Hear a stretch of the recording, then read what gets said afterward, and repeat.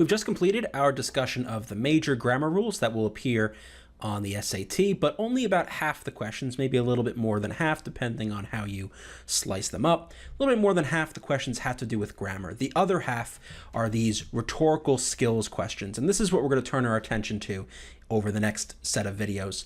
Now, from the College Board, this is their description of what these kinds of questions are.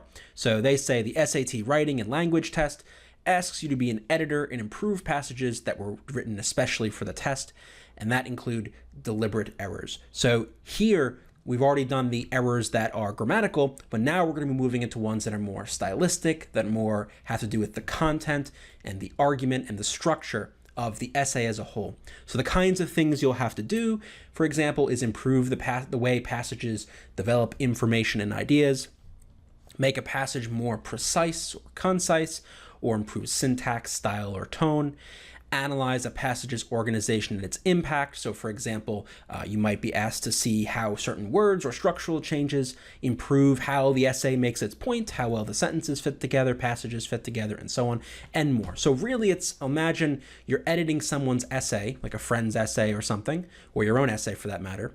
Not only would you be paying attention to the grammar, of course, and sentence structure and all the things we've talked about previously, but really, perhaps more importantly, you'd be paying attention to the quality of the essay in achieving whatever goal or question you're trying to answer, right? So you care about how clearly are the ideas being expressed, how well are they supported, how well is the essay organized, structured, and so on. And that's what these questions have to do with. For a list of question types, I mean, we'll go through these in some detail in a bit, at least most of them. So revising sentences, so you'll have to maybe add details, add supporting evidence, make them more clear. You might have to just add sentences or delete sentences or phrases from the essay.